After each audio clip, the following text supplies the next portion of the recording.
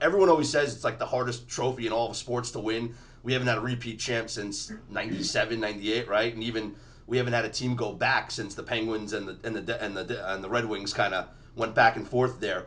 Why, in your mind, is it the toughest trophy to win in all of sports? Well, it is such a long, the playoffs are so long, and then when you look at it, and hockey is such a physical game, and you play every 2 nights. And I always tell people, if you really want to know how tough hockey is, follow a team, pick any team, and then when they get eliminated from their round, from a series, just read the press or read all their links for the next couple weeks, and then next thing you know, you'll see a guy, he's getting knee surgery, shoulder surgery, wrist surgery. He's gonna have like a groin surgery or a hernia surgery. Sorry, and then, but what people don't realize, they just kind of read that, go, oh yeah, he's gonna get surgery. But that means they played, with these injuries during the playoffs, and now they're getting surgery that the season's over, and I mean, it's amazing, like how many guys you're reading about they're getting surgeries this summer, and that's how tough hockey is. I think I believe that because of the cap system now since 2006, our game has changed. And every team is a lot closer, so it does come down to who's healthy at the right time, the healthiest team, Hmm. and then you see they seem to be making a run like every year. Yeah, and you mentioned hockey injuries. It's so funny. All we hear is upper body injury, and it's Yeah. really a concussion, but it's an upper body I'm injury. still looking for the one team that'll say it's a middle body injury. Well, looking at this cup final, we have San Jose and Pittsburgh, and if San Jose was concerned at how quick Pittsburgh was, they certainly found out in Game One. They're the fastest team in the NHL by far. Yeah, I mean their GM made some great moves. I think we're right around before Christmas or around that time, and they suddenly got really fast, and they got three, four lines that have a lot of speed, and as a team, they're showing a tremendous amount of speed. And the fact of the matter is that the Penguins have been great since I think since January. They've been one of the best teams in the league since January. It's just that they were in real bad shape before, and they've been playing really fast, that same type of game all along. And then you look at San Jose, they were really good since about Christmas. Where they're as a team, they played really well. And it's always those teams that seems to get in, like and you're in the right momentum. But certainly Pittsburgh's been playing super fast, and the way they distribute their lines too, they got speed on every line. It makes them very dangerous. I think a big factor is once they made the coaching change and they brought in Mike Sullivan, it's made a world of difference. And I think Sidney Crosby has actually been the best player in. He already is the best player in the world, but I think ever since Mike Sullivan came in, he's just been that much better.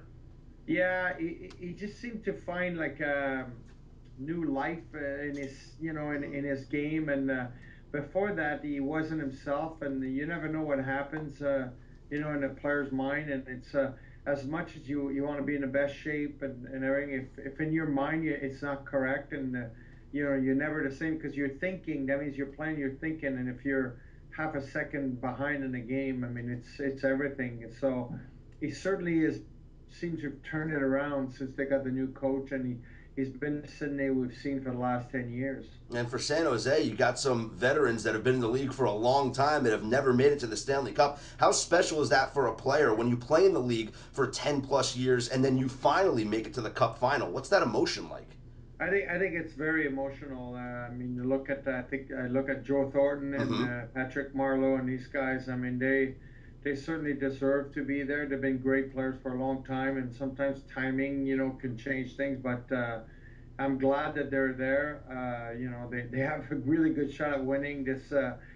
Pittsburgh won the first game, but it's not over, and it's going to be an interesting series because it's two great teams. Can Martin Jones steal this series? I know you know him personally because of his time backing up Johnny Quick. Can he steal Yeah. this series? I don't think he can steal the series. I think what makes Martin Jones very special is he'll make stops that are unexpected, but he very rarely gives a goal that you're like, oh, he should have stopped that. Mm-hmm. It's very rare that it happens. So it's the same thing for the goalie in Pittsburgh. So, you just want a goalie that never loses the game for you, and Martin Jones is that. And on top of it, he's able to go steal a few, and it's the reason they're where they're at. But will he steal the series on their own? I don't think anybody will steal the series, especially the way the game is played now. I mean, there's too many great players on both rosters. Well, let's talk about your journey to. I mean, it took you a while to win a cup. Obviously, in your later years with the Red Wings, you finally got one, but you went to a cup before, of course, with the Kings, and you lost. Going through your journey and your career, what was it like for you to get there and to not win, and then to ultimately win towards the latter part of your career? Well, the first time that we went there, I'll never forget. 1993. I remember looking at Rob Lake in the locker room and said, "We'll be back next year." And then we didn't make the playoffs, I think, for the next 7, 8 years, the Kings. And I ended up leaving the organization. And then you realize how hard it is. When you're young, you think, well, this is great. It's very special. But you think you come right back the next year. And then, man, it's tough. Like, that's, you asked me earlier, it's the toughest trophy to win in sports. And everything has to be in line. And we didn't get back, and it's certainly, that's when I realized how hard it was going to be. And to get back in the finals in 2002, I remember thinking, I don't want to miss my chance this time. And it certainly was absolutely incredible to win it. Now, could you ever imagine when you were younger and you're skating, whether it's juniors or even on the ponds when you were a little kid, that someday you'd be a Stanley Cup champion, a multiple time All Star, a Hockey Hall of Famer? Did that even cross your mind when you were a young kid? No, when I was a kid, I just wanted to play the game, and it still doesn't even register right sometimes in my mind. But I was just a kid just playing a game, shooting a ball against the wall when I couldn't get my friends on the weekend, and going to the park playing outdoor and finding any ice time I could to go practice. And I just loved it. I didn't know where I would end up, but I just loved playing the game and practicing, trying to be the best I could be. And I never thought, like the other day I was thinking, I go, man, that's pretty cool. I got my name on the Stanley Cup 3 times now. Never think about that when I was a kid and saw the Canadians raise the Stanley Cup. I mean, never dreamed I would be close to anything near in my life. Do you have a fondest memory that you look back and you think of your Pee Wee hockey days or your junior hockey days, and you look back and you think of that was really one of the best times of your life? Uh, Well, definitely, growing up playing the game and going to different tournaments, was always very special. I think probably one of my best memories playing midget Triple A before I turned to that junior and pro level. I mean, we had a team that wasn't ranked anywhere, and then we ended up finishing first or second and doing real well in the playoffs. That was certainly a great experience. And at the time, I thought I would be like a center. Like, I loved Gretzky, so I was always trying to be the centerman. And my coach that year, he said, "Well, if you're gonna make the team, you're gonna have to play left wing." I said, "Sir, I'll play anywhere you want me. If you want me to be a goalie, I'll be a goalie player on your team." And made me a left wing, and then I made a pretty good career out of it. So I thank him every day. He certainly did. Is that some advice that you would give to some youngsters that are playing the game right now, or just any sport, to just be open to those opportunities? And if your coach wants you to play one place, then you should try it out. Yeah, because it always comes down, what sacrifice are you willing to pay to be successful? I mean, whether you want to be a hockey player, a football player, or an actor or singer, you're getting paid for someone to watch you. So that means there's a million people that believe they can be you. So that means I tell my kids, because they're in the entertainment world, I said, that means you have to be willing to pay a price in your mind more than a million people. Like, there's a bunch of people practicing hockey today.